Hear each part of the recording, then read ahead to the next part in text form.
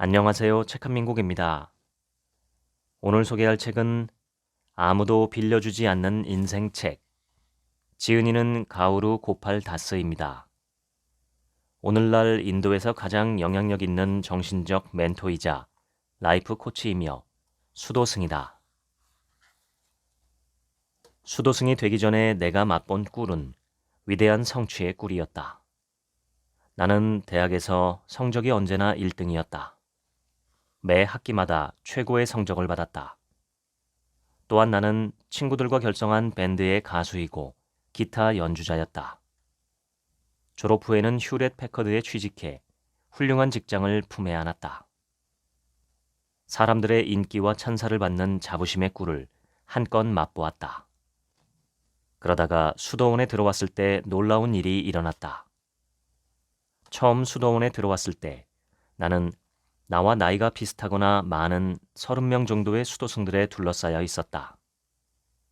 그들 중 몇몇은 나보다 더 뛰어난 학업의 성취자들이었고 몇몇은 자기 분야의 최고 실력자들이었다. 게다가 지금은 영적인 면에서 수준 높은 지식과 경험까지 겸비하고 있었다.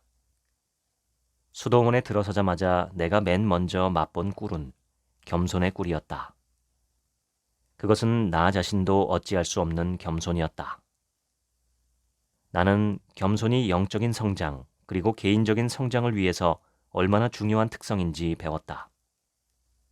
어떤 공간에서든 당신이 성장하기를 원한다면 겸손이 가장 핵심적인 기본 사항이다. 왜냐하면 겸손은 나는 그것을 다 알지 못한다는 것을 안다는 사실을 전제로 하는 것이기 때문이다. 진정한 알은 당신이 아무것도 모른다는 것을 아는 것이다. 자신이 전혀 모른다는 것을 아는 것이다. 겸손은 나는 내가 모든 것을 다 알지 못한다는 것을 안다라고 말한다.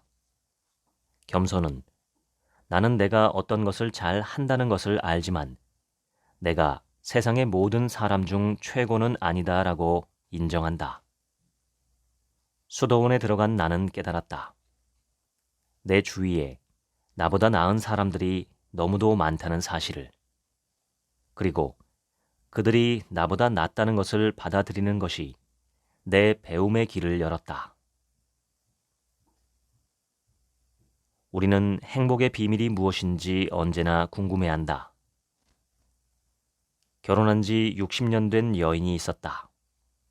사랑하는 배우자가 세상을 떠난 후 돌봐줄 자녀도 없고 가족도 없어서 그녀는 요양원으로 거처를 옮기기로 결정했다. 요양원에 도착한 후 그녀는 방이 준비되기까지 몇 시간 동안 기다려야만 했다. 마침내 요양원 매니저가 그녀를 방까지 안내하면서 그 작은 공간에 대해 설명해 주었다. 너무 마음에 들어요. 그녀는 방금 새 강아지를 선물 받은 8살짜리 아이처럼 열정적으로 말했다. 매니저가 그녀의 말을 끊었다. 부인, 우린 아직 그 방을 구경도 못했는걸요. 일단 보고 나서 마음에 드는지 말씀하셔도 늦지 않습니다. 그러자 여인이 말했다. 나의 기쁨은 그 방과는 아무 관련이 없어요. 내가 그 방을 좋아하는가 아닌가는 가구 배치에 달려있지 않아요. 전적으로 내 마음을 어떻게 정하는가에 달려있어요. 행복은 우리가 미리 결정하는 것이에요. 나는 이미 내 방을 사랑하기로 결심했고 내 주변 사람들을 사랑하고 내 남은 생을 사랑하기로 결정했어요. 우리가 가진 가장 큰 재산은 우리가 어떻게 느낄 것인지 미리 선택하는 힘이에요. 나에게는 하루하루가 선물이에요. 눈을 뜰 수 있는 한 나는 오늘에 집중할 거예요. 삶에서 문제는 자동적으로 발생한다. 하지만 행복은 우리 자신의 선택에 달려 있다. 분노는 자동적으로 발생한다. 하지만 평화는 우리 자신의 선택이다. 미움은 자동적으로 발생한다. 사랑은 우리 자신의 선택에 있다. 부정적인 것은 자동적으로 일어난다. 긍정적인 태도는 우리 자신이 선택해야만 하는 것이다. 불평은 자동이다. 감사는 우리 자신의 선택이다. 저녁 모임에서 누군가가 한 여성에게 물었다. 남편이 당신을 행복하게 해줍니까? 그의 아내가 단호하게 아니요 라고 대답하자 주변 모든 사람이 충격을 받았다. 남편이 당황한 가운데 그의 아내가 말했다. 내가 행복한가 아닌가는 그에게 달려있는 것이 아니라 나에게 달려있어요. 나는 내 삶의 모든 상황과 순간에서 행복을 선택합니다. 나는 외부에서 무슨 일이 일어나든 행복하기로 결정할 필요가 있어요. 가진 것이 많든 적든 나는 행복하기로 결정합니다. 외출을 하든 집에 혼자 있든 나는 행복하기로 결정합니다.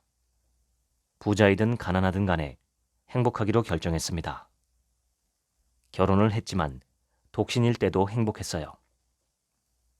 내가 내 삶을 사랑하는 이유는 내 삶이 다른 사람들보다 쉬워서가 아니라 한 개인으로 행복하기로 결심했기 때문이에요. 나 자신의 행복은 내가 책임집니다. 행복은 우리 자신의 책임이며 우리는 매 순간 행복을 선택해야 한다는 이 여성의 말에서 나는 많은 영감을 받는다. 자신의 행복에 대한 결정권을 다른 사람이나 다른 물건에게 결코 양도하지 말아야 한다. 건강한 나무는 건강한 뿌리를 갖고 있다. 뿌리가 깊고 튼튼할수록 나무는 폭풍, 태풍 등 어떤 강한 바람에도 튼튼하게 서 있다. 하지만 뿌리는 우리 눈에 보이지 않는다. 뿌리는 우리의 영성에 비유될 수 있다.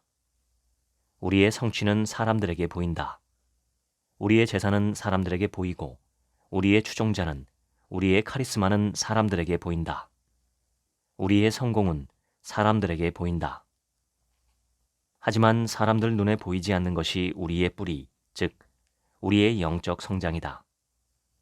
보이지 않는 것에 대해 노력하지 않는다면 보이는 것을 유지하기는 매우 어렵다. 서로 잡아먹고 잡아먹히는 이 세상에 사는 사람, 경쟁과 압박으로 가득한 세상에 사는 사람은 학생이든 직장인이든 사업가이든 독신이든 기혼 남성이든 가정생활을 하는 여성이든 수도승이든 누구나 자신만의 문제를 겪고 있다. 모두가 개인적인 불안과 걱정을 안고 있다. 단지 겉모습만 다를 뿐이다. 만약 당신이 좌절감을 느낀다면 정상이다. 만약 당신이 주변에서 일어나는 일들 때문에 우울한 기분이 든다면 정상이다. 당신의 미래가 어떻게 될지, 앞으로 어떤 상황이 전개될지 불안해한다면 정상이다. 당신의 나라에서, 세상에서 일어나는 일들에 실망하고 있다면 정상이다. 만약 당신이 사람들 사이에 있음에도 불구하고 길을 잃고 외로움을 느낀다면 정상이다. 당신의 물리적 공간에서든 집에서든 혹은 당신이 어디에 살고 있든 사람들이 당신을 구석으로 밀친다는 느낌이 든다면, 그래서 정서적으로 자신의 공간을 찾지 못하고 있는 기분이라면 정상이다. 부정적인 감정들을 겪는 것은 정상이다. 살아있는 인간이니까. 우리는 기계가 아니다. 우리는 지각 있는 인간 존재이다. 우리가 인간이라면 상처를 입을 것이다. 우리가 살아있는 한 언제까지나 문제 때문에 고통을 겪을 것이다. 우리 모두는 기계가 아니라 인간이라는 사실을 이해해야 한다. 슬프고 우울하고 외롭고 누군가의 모욕에 상처받는 것이 정상이다. 그것은 완전히 정상이다. 그리고 그 고통이 끝난 후에 치유가 시작되는 것은 아니라고 나는 늘 말한다. 치유는 고통을 겪을 때 시작된다. 고통을 경험하는 것은 치유 과정의 일부이다. 고통을 통과하도록 스스로를 허용하고 그것이 일어나도록 하는 것 또한 치유의 일부이다. 말없이 곁에 있어주는 것이 100마디의 공허한 말보다 더 강력할 수 있다. 사람들은 자기 문제에 대한 적극적인 해답을 원하기에 앞서 먼저 상대방이 자신의 이야기를 완전히 들어주고 이해받기를 원한다. 한 남자가 사막에서 길을 잃었다. 문득 멀리 작은 오두막이 보였다. 오두막 안에 무엇이 있는지 발견하고 그의 심장이 뛰었다. 손으로 물을 퍼올리는 수동 펌프였다. 그때 두 번째 희망의 빛이 보였다. 오두막 한 구석에 놓인 병을 발견한 것이다. 병에는 물이 가득 차 있었고 증발을 방지하기 위해 마개가 채워져 있었다. 그 물을 마시려는 찰나 병에 붙어있는 쪽지 한 장을 발견했다. 이 물을 사용해 펌프를 작동시키시오. 끝나면 병에 물을 채워넣는 것을 잊지 마시오. 그는 딜레마에 봉착했다. 쪽지에 적힌 지시를 따르고 펌프에 물을 부을 것인가? 아니면 무시하고 그냥 물을 마실 것인가? 펌프에 물을 부었는데 제대로 되지 않는다면? 위험을 감수할 것인가? 아니면 물병의 물을 그냥 마실 것인가? 이런 상황에 처한 적이 있는가? 오직 두 가지 선택만 있고 어느 것이 효과가 있을지 불확실한 상황에 그때 당신은 어떻게 할 것인가? 어쨌든 당신은 하나를 선택해야만 하고 그것이 가져오는 결과가 무엇이든 기꺼이 받아들여야만 한다. 많은 사람들이 결과가 두려워 결정을 내리지 않는다. 그리고 계속해서 그들의 삶에서 혼란스러운 상태로 남아있다. 그 남자는 신뢰의 도약을 하기로 결정했다. 떨리는 손으로 펌프에 물을 붓고 눈을 감고 기도를 한 후에 펌프질을 시작했다. 그가 필요로 하는 것보다 훨씬 많은 물이 솟아올랐다. 병에도 물을 채우고 마개를 다시 막았다. 쪽지에 이렇게 덧붙였다. 내 말을 믿으세요. 물을 얻을 수 있습니다. 우리 대부분은 이처럼 선택이 삶과 죽음을 결정하는 상황에 직면하지 않을 수도 있다. 하지만 우리에게는 가야 할 여정이 있다. 그리고 우리 스스로 선택해야 한다. 선택은 언제나 우리 자신의 몫이다. 나는 우리가 어떤 차를 운전하든 삶에서 평생 운전해야 하는 차가 한 대 있다고 말한다. 그 차, car는 세 단어의 약자이다. 쓰이는 바꾸는 것, change를 의미한다. 당신 삶의 문제를 해결하기 위해 당신은 할 수 있는 일을 한다. A는 받아들임, accept의 약자이다. 바꿀 수 없는 것은 받아들이라의 의미이다. 삶에는 내가 바꿀 수 없는 것들이 분명히 존재한다. 그래서 두 번째 측면은 받아들임이다. R은 두 가지이다. 첫 번째 R은 자신이 받아들일 수 없는 상황에서 자신을 벗어나게 하는 것, remove이다. 우리 삶에는 쉽게 벗어날 수조차 없는 상황이 너무 많다. 두 번째의 R은 받아들일 수 없는 것 위로 비상하라, rise의 의미이다. 바꿀 수 있는 것은 바꾸고, 바꿀 수 없는 것은 받아들이고, 받아들일 수 없을 때 자신을 그 상황에서 벗어나게 해야 한다. 그리고 자신을 벗어나게 할 수 없을 때는 그 상황을 위에서 내려다보는 법을 배워야 한다. 그 비상을 종교라고도 부르고 영성이라고도 부르는 것이다. 오늘날 우리는 때때로 극도로 무력한 상황에 처한다. 외부의 어떤 것도 우리를 도울 수 없는 상황, 그 위로 비상해 정신적으로 성장하는 것 외에 다른 길이 없는 상황들이 있다. 그것이 영성이 할 수 있는 핵심적인 역할이다. 알루 파라타는 한국의 두꺼운 감자전 느낌이 나는 펀자브 지방에서 유래한 인도 전통 음식이다. 알루 파라타를 먹을 때 뜨거운 파라타 위에 버터 한 덩이를 얹으면 버터가 녹아서 파라타는 버터를 한 방울도 남김없이 다 흡수한다. 하지만 파라타가 식으면 버터 덩어리가 녹지 않고 계속 표면에 남아있다. 두 종류를 먹어보면 두 가지 맛이 얼마나 다른지 확연히 알 수 있다. 똑같은 파라타와 똑같은 버터이지만 맛은 천지 차이다. 삶이 바로 그렇다. 우리가 풍성하게 축복받을 때 그 축복들은 우리의 가슴으로 흠뻑 스민다. 하지만 오직 우리가 그 축복들을 감사하게 받아들이는 올바른 마음가짐이 있을 때만 그것이 가능하다. 가슴이 감사의 마음으로 흠뻑 젖었다면 우리는 연민심과 봉사, 나눔, 보살핌, 베품이 충만한 삶을 살게 된다. 차가운 파라타 위에 놓인 버터 한 덩이처럼 온 마음으로 껴안지 않는 일상들, 축복으로 받아들이지 않는 일들은 계속해서 표면에만 남아 우리의 삶에 어떠한 긍정적인 변화도 일으키지 못한다. 비교, 경쟁, 축적을 추구하는 피상적인 삶을 살게 된다. 당신의 파라타를 감사의 열기로 따뜻하게 유지하고 버터, 즉 축복들이 풍성하게 흐르게 해야 한다. 통계적으로 봐도 우리에게는 감사하지 않은 것보다 감사해야 할 것들이 더 많다.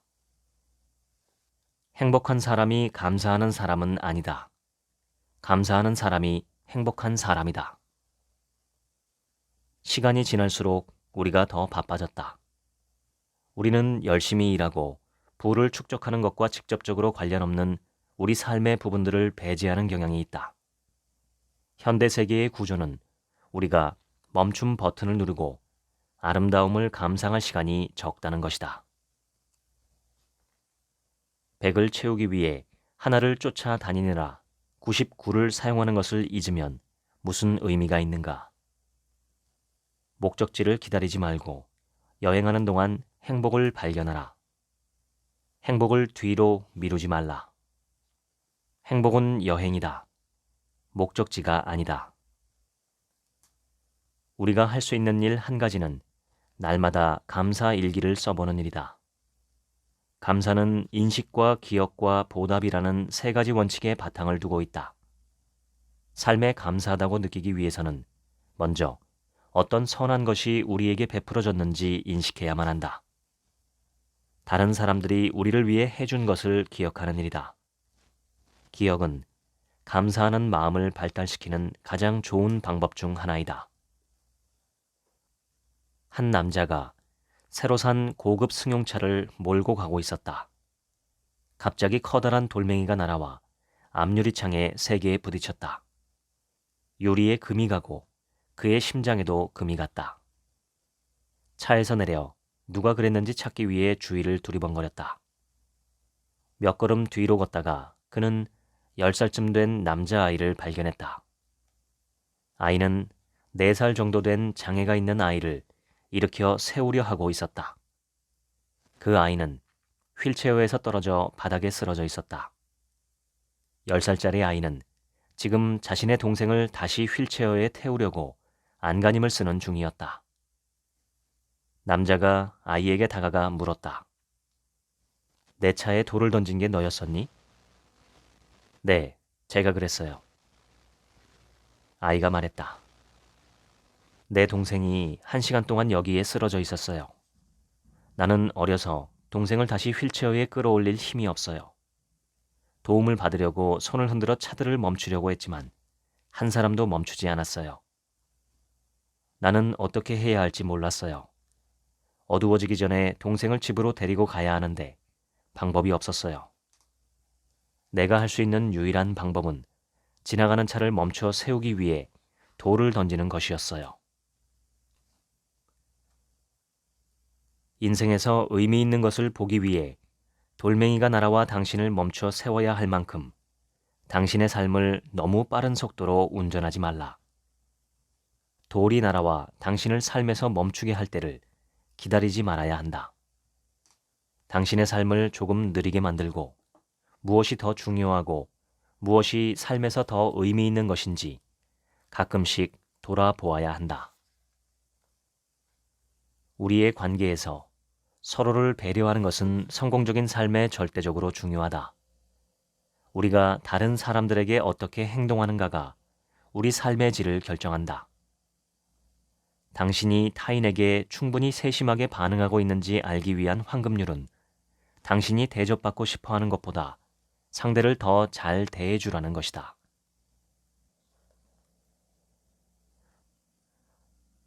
어느 날 이미 40분 동안 양동이 비눗물에 푹 담가놓은 옷을 빨러 갔다. 마음이 급했다. 도시 반대편 지역에서 강연 일정이 잡혀 있었다. 그 전에 옷을 헹궈야 하는 고난에 직면해야 했다.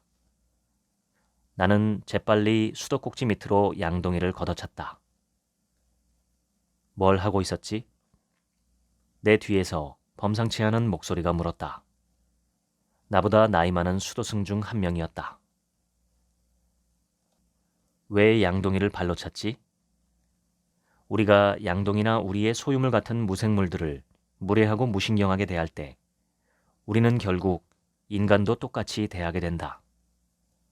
무신경이 우리의 일반적인 태도의 일부가 되면 우리의 본능은 사물과 사람을 구별하지 않는다. 그런 까닭에 우리가 사물을 나쁘게 대할 때 그 불감증이 결국에는 주변 사람들과의 관계에도 서서히 스며들게 되지. 나는 경건하게 합장하고 수도꼭지를 잠그고 방금 전에 일어난 일을 곰곰이 생각했다. 이 우주 전체는 연결되어 있다. 우리 삶의 부분들도 마찬가지다. 우리가 물건들을 무례하게 대할 때 우리는 우리가 사랑하는 사람들에게도 똑같이 행동하기 시작한다. 우리 삶의 모든 측면이 서로 맞물려 있다. 현대 문화에서는 물건을 한 번 쓰고 버리는 것이 일반적이다.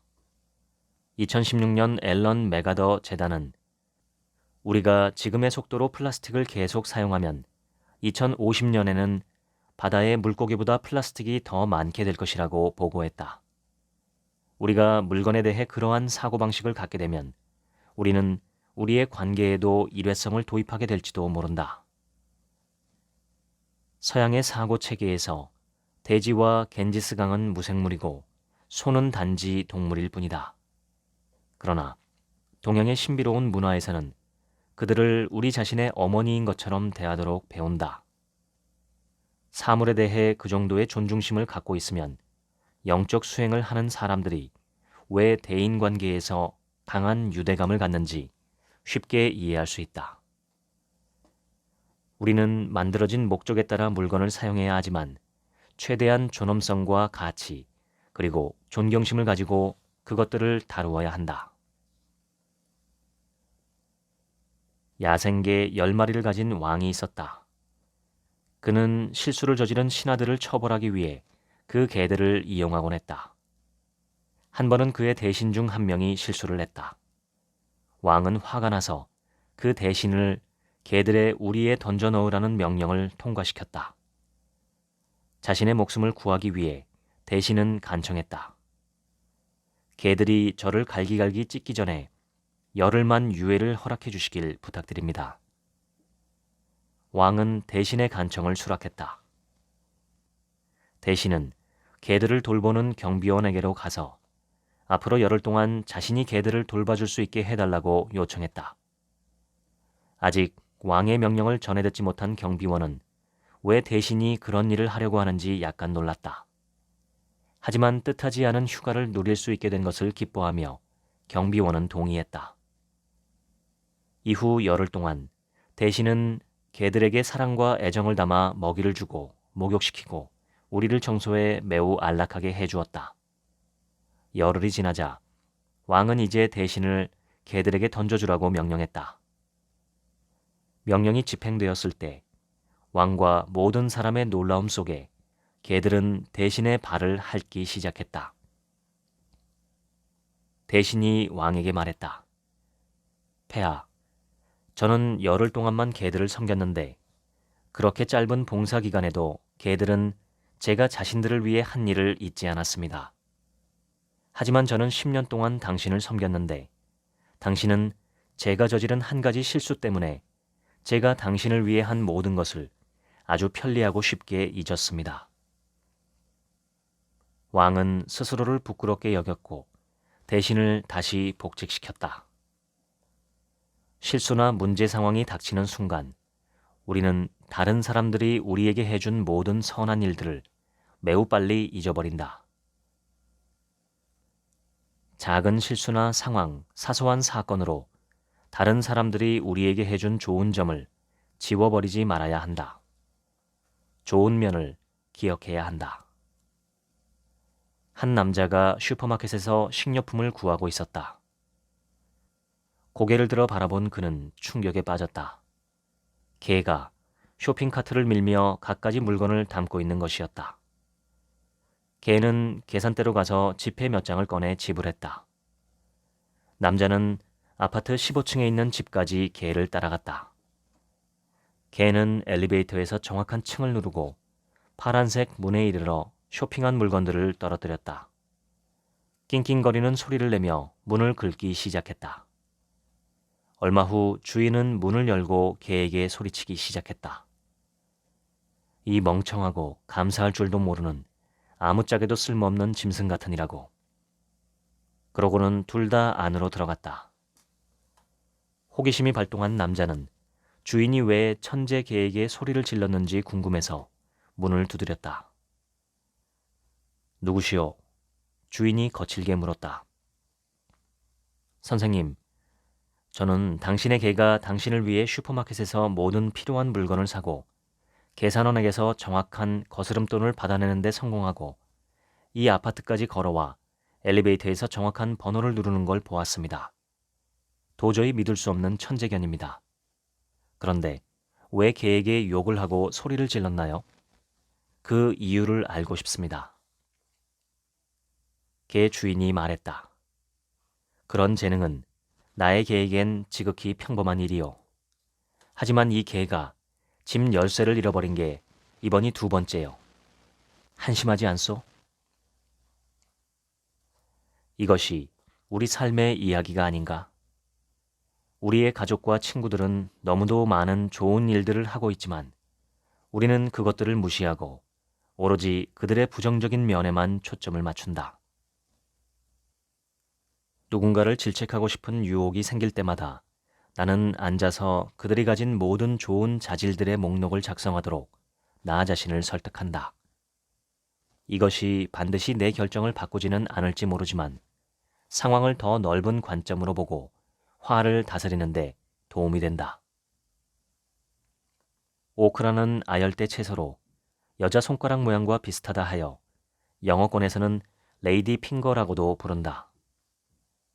만약 꼬투리에 구멍이 있다면 몇몇 사람들은 그걸 버릴 수도 있겠지만 인도에 사는 사람들은 그 오크라 전체를 불량품으로 취급하지 않을 것이다.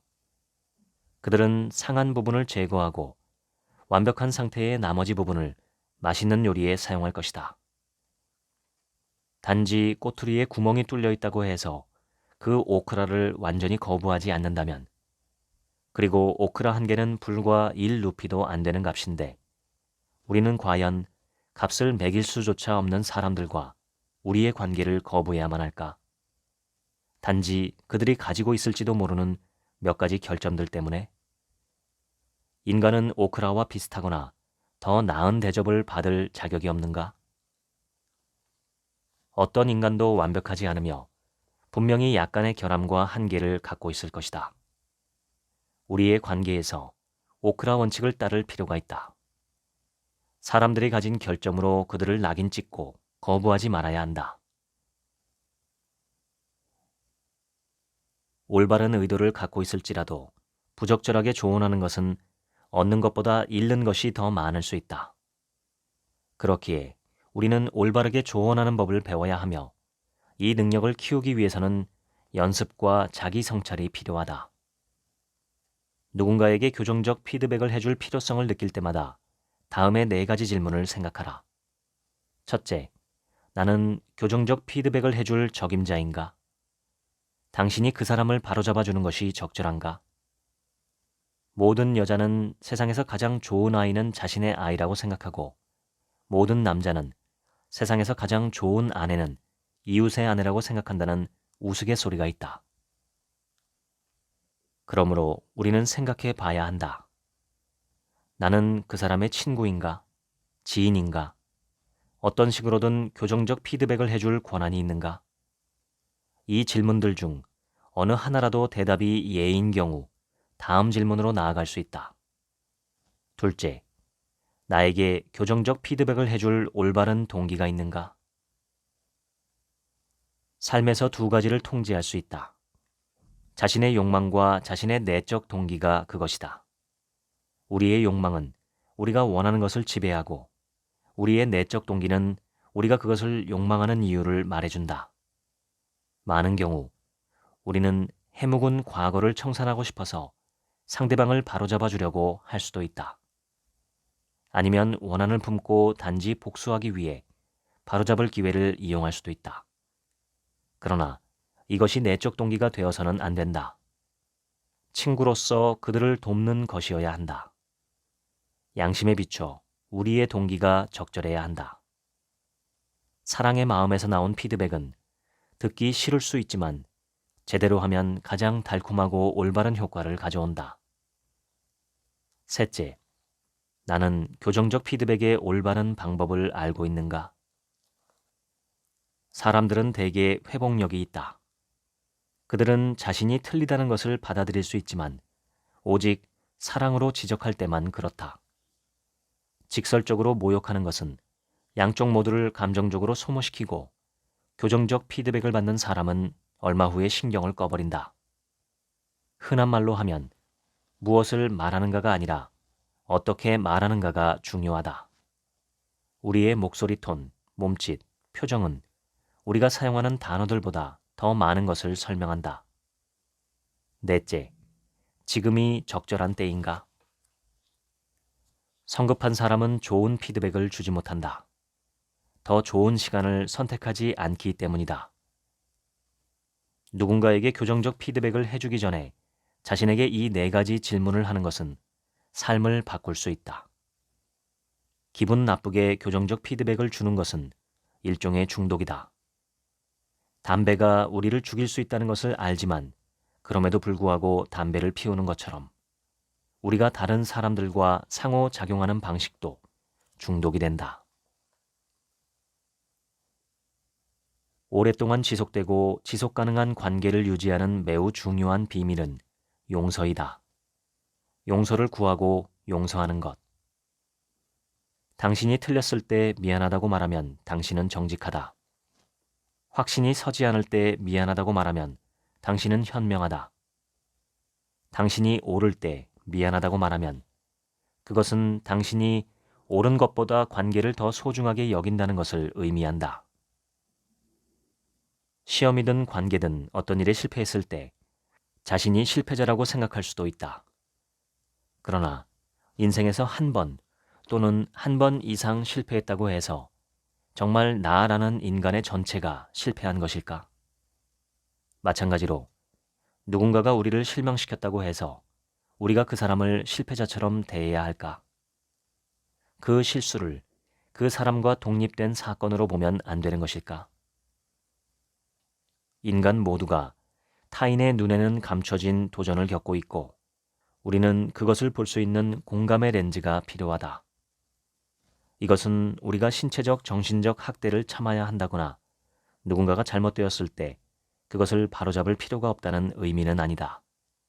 하지만 용서를 실천하기 위해서 우리는 그 사람과 그 사건을 분리하는 법을 배워야 한다. 사람을 문제에서 분리하는 것은 우리가 그 사건을 설명하는 데 사용하는 언어에서부터 시작된다. 이것은 내 문제야 라고 말하는 것은 자신에게 죄책감을 느끼게 하고 시간이 흐르면 열등감이 생길 수도 있다. 이것은 너의 문제야 라고 말하는 것은 상대방을 화나게 한다. 반면 이것은 문제이다 라고 말하는 것은 문제를 그것과 관련된 사람과 구분한다. 사람들이 얼마나 오래 우리와 함께 있을지 우리는 결코 모른다. 용서는 의미 있고 깊고 진실한 관계의 토대이다. 누군가 당신에게 상처를 주었다면 놓아주고 당신이 누군가에게 상처를 주었다면 미안하다고 말하는 것이 관계를 심오하고 의미 있고 깊게 만드는 것이다. 당신이 미안하다고 말할 때 그것은 당신이 틀렸다는 것을 의미하지는 않는다. 그것은 단지 당신이 옳은 것보다 그 사람의 관계를 더 소중하게 여긴다는 것을 의미한다. 선택해야 한다. 당신은 무엇을 원하는가? 옳은 것인가? 아니면 사랑인가? 만약 사랑을 원한다면 비록 당신이 옳을지라도 때때로 미안하다고 말해야 한다. 모든 사람은 패키지로 온다. 좋은 점과 나쁜 점이 함께 있다. 좋은 것에 집중하고 나쁜 것에 대처해야 한다. 내 강연 중 하나에서 나는 연필을 꺼내들고 모든 사람이 보는 앞에서 그 연필을 부러뜨렸다. 그것은 삶이 우리에게 하는 일이기도 하다. 인간관계가 때때로 그렇고 삶의 상황이 그러하기도 하고 실패도 그렇다. 그것들은 우리를 무너뜨리고 우리를 부러뜨린다. 그런 다음 나는 연필깎이를 꺼내 부러진 연필의 나머지 절반을 깎기 시작했다. 부러졌다고 끝은 아니다. 그렇지 않은가? 우리는 실수를 했다. 그렇다. 우리의 약한 순간을 겪었다. 우리의 마음과 삶에서 미끄러졌다. 그것은 중요하지 않다. 정말 중요한 것은 일어나서 마음을 가다듬고 다시 살아나가는 일이다. 우리의 관계는 영적 요소를 포함할 때 더 깊어진다. 미국 영화배우 톰 행크스는 이렇게 말했다. 진실은 이것이다. 나는 당신에 대해 알아야 할 모든 것을 결코 알지 못하리라는 것이다. 당신이 나에 대해 알아야 할 모든 것을 결코 알지 못하듯. 인간은 본질적으로 너무 복잡해서 완전히 이해하는 것이 불가능하다. 따라서 우리는 우리의 동료 인간들에게 의심을 품고 다가갈지 아니면 열린 마음과 약간의 낙관주의 그리고 많은 솔직함으로 다가갈지 선택할 수 있다. 당신에게는 연인인 친구가 있고 그들은 결혼했고 그들의 결혼 기념일이다. 남자는 아내와 찍은 낭만적인 사진을 소셜미디어에 올린다. 서로 껴안고 즐거운 시간을 보내고 있다. 그런데 당신은 아내와 힘든 시간을 보내고 있다. 당신은 말한다. 이 남자는 멋진 관계를 맺고 있군. 나는 그런 낭만적인 관계를 놓치고 소외되고 있어. 그건 바보 같은 짓이다. 나는 우리가 살아가며 하는 모든 일에는 연습이 필요하다고 생각한다. 타이거 우즈는 당신의 성공 비결은 무엇인가? 라는 질문에 세 단어라고 답했다. 첫째 연습, 둘째 연습, 셋째 연습. 당신은 무엇인가를 연습할 때 그것을 더 잘하게 된다. 우리 자신에게 집중하고 주위 환경에 휘둘리지 않는 것에 대해 말할 때 우리는 과연 얼마나 많이 연습했는가? 우리는 지금까지 주변의 모든 것에 정신이 팔리는 연습을 했을 뿐이다. 우리는 오직 다른 사람들에게 집중하는 것만 연습해왔다. 우리는 자신이 가진 것에 집중하는 연습을 한 적이 없다. 삶의 목적을 찾기 위해서는 다음의 4가지 질문에 답해야 한다. 무엇을 사랑하는가? 무엇을 잘하는가? 세상이 필요로 하는 것은 무엇인가? 무엇에 대해 대가를 받을 수 있는가? 당신이 폭스바겐을 운전하든 포르쉐를 운전하든 도로는 같다. 당신이 삼성 휴대폰으로 말을 하든 아이폰으로 말을 하든 전화 통화를 하고 있는 사람은 같다. 비행기를 이코노미석으로 여행하든 비즈니스석으로 여행하든 당신이 향해 가는 목적지는 같다. 당신이 평범한 손목시계를 차든 오메가나 롤렉스 시계를 차든 시간은 동일하다. 매우 놀라운 일 하나는 우리가 생활 수준을 높이는 데 너무 많은 노력을 쏟느라 삶의 수준을 높이는 것을 잊어버린다는 것이다. 나는 어느 곳을 가든 사람들에게 호소한다. 오메가 시계에는 잘못된 것이 없고 포르쉐 자동차에는 잘못된 것이 없다고. 신이 그것으로 당신에게 축복을 내린 것이니 만약 당신이 그 차를 소유하고 있다면 그 차를 타고 다니라고. 거기에는 아무 문제가 없다. 하지만 생활 수준을 더 좋게 즉흥적으로 바꾸려고 할 때 부디 삶의 수준과 타협하지는 말라. 당신을 행복하게 하는 것은 당신의 생활 수준이 아니다. 당신 삶의 수준이다. 그리고 우리는 매우 자주 우리를 진정으로 행복하게 할 수 있는 것들에 주의를 기울이는 것을 잊는다.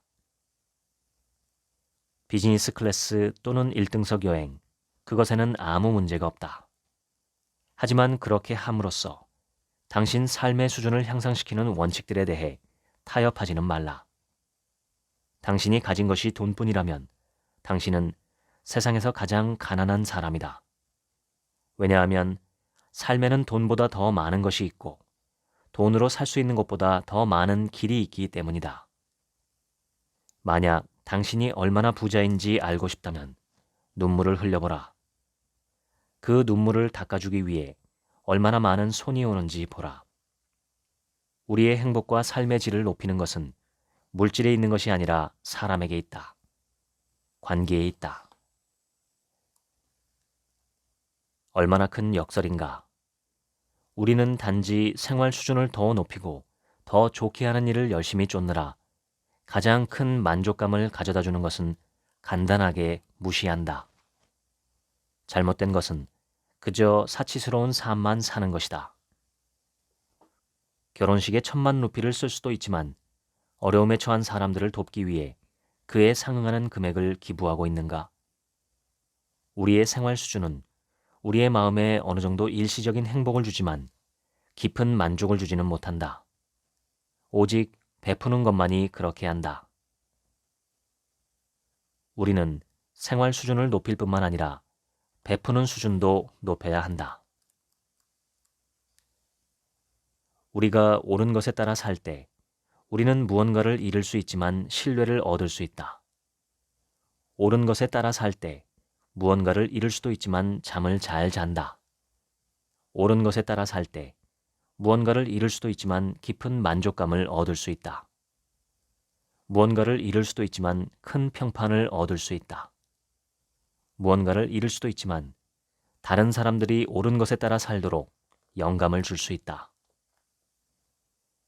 사람들이 행동하도록 동기를 부여하는 것은 머릿속에 있는 확신이 아니라 마음의 감화이다.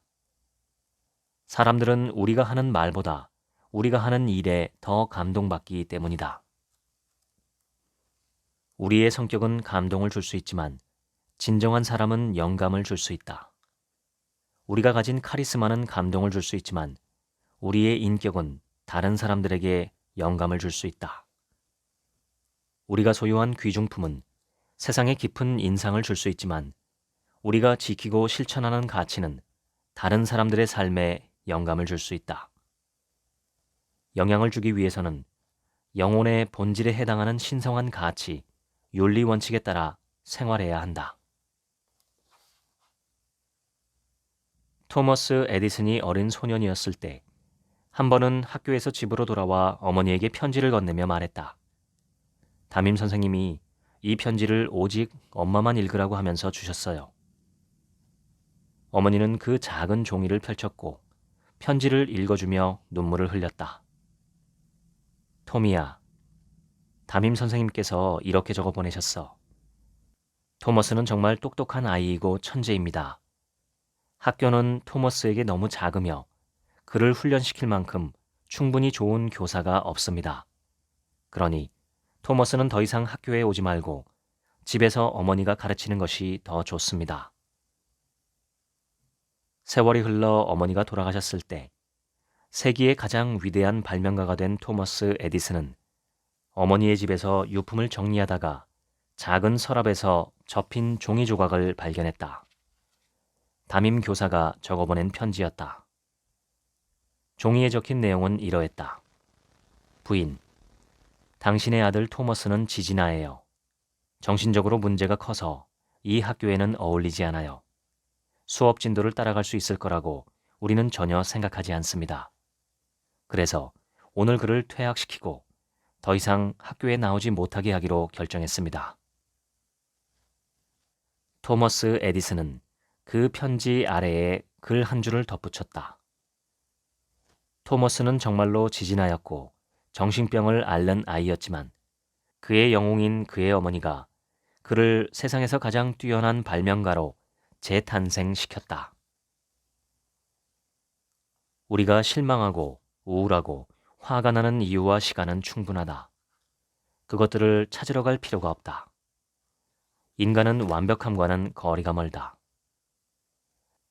상대방의 나쁜 면을 보는 것은 비록 돕고자 하는 간절한 의도를 가지고 있다 할지라도 반드시 그 사람의 좋은 면에 훨씬 더 많이 집중하는 것이 함께 수반되어야 한다. 내 말을 믿으라. 당신 안에 좋은 면만 보고 당신이 완벽하다고 생각하고 당신이 원하는 방식으로 당신을 사랑하는 완벽한 파트너는 절대 찾을 수 없다. 그러나 당신을 있는 그대로 보고 당신의 모든 불완전함과 함께 당신을 있는 그대로 받아들이고 당신이 원하는 것보다 더 당신을 사랑하는 사람은 분명히 찾을 수 있다. 그리고 그것은 완벽한 것보다 훨씬 좋다. 우리를 온전히 받아주고 전적으로 믿고 전적으로 사랑하고 지지해주는 사람이 우리 삶에 한 사람만 있다면 온 세상이 우리를 거절하더라도 우리는 우리가 원하는 것을 이룰 수 있고 우리가 가고 싶은 곳에 도달할 수 있다. 상상해보라. 당신이 숨을 쉬는데 계속해서 공기를 들이쉬고 또 들이쉬고 끝없이 들이쉬기만 한다면 당신은 살 수 있는가? 아니다. 당신이 숨을 내쉬기 시작하고 또 내쉬고 계속 내쉬기만 한다면 당신은 살 수 있는가? 우리는 무의식적으로 받아들이고 내주고 받아들이고 내주고 있다. 그냥 받아들이기만 하면 우리는 질식한다. 계속 내주기만 해도 마찬가지로 질식한다. 삶은 우리가 계속 취하고 또 손에 넣기만 하는 받는 자의 삶일 수 없다. 또한 삶은 그저 주고 주고 또 주는 것만이 될 수 없다. 호흡의 리듬은 우리에게 놀라운 메시지를 준다. 즉, 받기 위해서는 주어야 하고 소유하기 위해서는 나눠야 하고 손에 잡기 위해서는 배려해야 한다. 그 놀라운 균형, 그 놀라운 방정식이 삶을 놀랍게 만든다. 아버지가 떠나셨다. 이튿날 화장터에서 내 손에 들려진 것은 작은 항아리 하나였다. 나는 충격을 받았다. 이것이 나의 아버지란 말인가? 그동안 내가 말하고 읽고 듣고 영국 의회를 비롯한 많은 장소에서 강연한 모든 것이 그 순간 갑자기 떠올랐다. 죽음 앞에서 그것들 모두가 무의미하게 느껴졌다. 삶에는 그렇게 정신이 번쩍 드는 순간들이 있다. 그 순간들은 당신에게 진정으로 중요한 우선순위가 무엇인지 묻는다. 당신은 무엇이 당신에게 중요한지 평가해야만 한다. 무엇을 붙잡고 있을 것인가? 원망? 분노? 우리가 떠날 때 우리는 유산을 남겨야 하며 단지 유산만 남겨서는 안 되고 무엇인가를 우리와 함께 가지고 가야 한다. 비행기에 탑승할 때 당신은 무엇을 가지고 갈 수 있는지 알아야 한다. 나머지는 모두 뒤에 남겨두어야 한다. 삶이 나를 중심으로 돌아가면 행복한 삶이 될 것이라고 당신은 생각한다. 우리는 어린 시절부터 그렇게 자랐다. 모든 것이 내 기대에 부응해야 하고 모든 것이 내 기대를 중심으로 돌아가야만 한다. 사람들이 신 앞에 설 때, 사원에 올 때 그들은 단지 요구할 뿐이다. 신이시여, 내가 원하는 것을 주세요 라고. 나의 기대, 나의 욕망, 나의 것들이 너무 강력해서 사원에 와서 종을 치면서도 내가 하는 것은 오직 요구뿐이다. 우리가 나의 삶을 살면 살수록 우리의 나는 언제나 좌절할 것이다. 사람들은 나의 기대를 충족시키기 위해 이 세상에 존재하는 것이 아니기 때문이다. 가장 이기적인 한 글자로 된 단어는 나이다. 따라서 이 단어를 피하라. 이 단어를 어떻게 피하는가? 당신의 기대에 있어서 현실적이 되라. 기대를 하는 것은 문제가 아니다. 하지만 모든 사람이 당신의 기대를 충족시키지는 않으리라는 것을 이해하라. 두 번째로, 타인을 위해 봉사함으로써 그 단어를 피하라. 왜냐하면 당신이 봉사를 받고 싶을 때 당신은 사람들에게 의존해야 하기 때문이다. 그들은 당신에게 봉사하지 않을지도 모른다. 하지만 당신이 봉사하고 싶을 때 누가 당신을 막을 수 있는가? 당신이 존경을 받고 싶을 때 사람들은 당신을 존경하지 않을 수도 있다. 하지만 당신이 존경을 표하고 싶을 때 누가 당신을 막을 수 있는가? 당신이 사랑받고 싶을 때 당신은 사랑받지 못할 수도 있다. 하지만 당신이 사랑을 주고 싶을 때 누가 당신을 막을 수 있는가? 당신이 자선을 원할 때 사람들은 당신에게 자선을 베풀지 않을 수도 있다. 하지만 당신이 자선을 베풀고 싶을 때 누가 당신을 막을 수 있는가? 그러므로 나로부터 타인에게로 가는 여정을 시작하는 법을 배워야 한다. 당신이 자신을 더 많이 원할수록 당신은 좌절감을 느끼게 될 것이다. 당신이 더 많이 주고 싶을수록 당신은 행복할 것이다. 지금까지 아무도 빌려주지 않는 인생책 읽어드렸습니다. 지금부터는 제 얘기입니다. 인간이 배워야 하는 가장 중요한 것은 아마도 인생을 잘 사는 방법일 것입니다.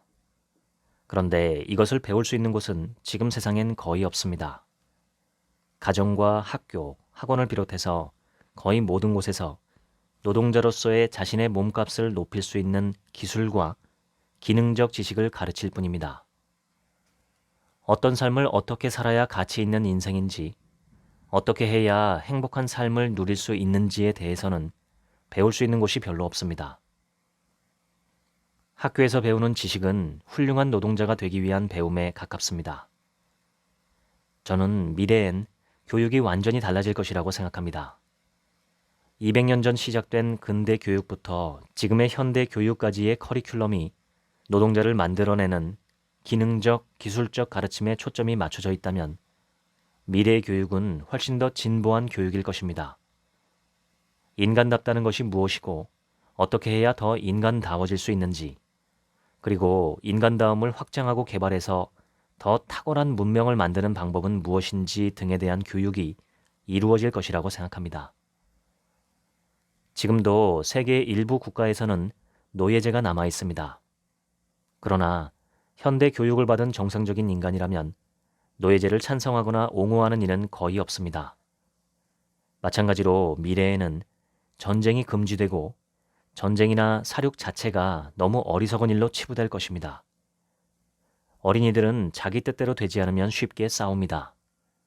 말다툼과 주먹 다짐까지 쉽게 일어납니다. 그러나 어른이 되면 그렇지 않습니다. 대부분의 성인들은 대화와 타협으로 서로 간의 차이를 절충할 능력이 있습니다. 이것이 성숙과 성장입니다. 이렇게 발전한 모습이 인류 전체적으로 확장된다면 지금의 노예제처럼 미래의 전쟁은 대단히 어리석고 미성숙하며 천박한 것으로 취급될지도 모릅니다. 인간에게는 그런 잠재력이 있습니다. 대단히 평화롭고 성숙하고 지혜로운 공존의 공동체를 만들 수 있습니다. 역사를 이끌어온 변화의 시발점은 늘 소수의 사람들이었습니다. 소수만 깨어나도 인류는 변화합니다. 어쩌면 지금 이 방송을 하는 저나 들으시는 당신께서 어리석음을 깨고 호모 사피엔스 사피엔스라는 이름에 걸맞게 지혜로운 인간으로 변모한다면, 그리고 그렇게 하나둘씩 인류의 정신과 지혜가 꼽히기 시작한다면 1000년 후의 문명은 지금과는 전혀 다른 모습일 겁니다. 불과 몇천 년 전까지만 해도 힘 있는 자가 모든 걸 자기 뜻대로 하는 인류 사회였습니다. 말이 인간이지 실상은 정글의 법칙이 지배하는 동물의 세계나 다름없었습니다. 그랬던 인류가 수많은 피의 강을 건너며 지금의 현대 문명을 만든 것입니다. 저는 인류가 분명히 진보하는 중이라고 생각합니다. 한 인간의 성장기를 놓고 비유하면 어쩌면 우리 인류는 지금 사춘기의 초입에 들어섰는지도 모릅니다. 불안과 무지, 열정과 폭력성이 뒤섞인 채로 우리 인류는 더 큰 존재로 성장할지 아니면 범죄자로 타락할지 기로에 서 있는지도 모릅니다. 어릴수록 그리고 어리석을수록 자기중심성이 강합니다. 타인과의 공존 능력이 약합니다. 인격이라는 말은 인간의 격이라는 뜻이죠. 인간은 곧 인간 사이, 인간 사회를 말합니다. 타인들과 함께 살아가는 능력이 얼마나 뛰어난가를 측정하는 기준이 인격입니다.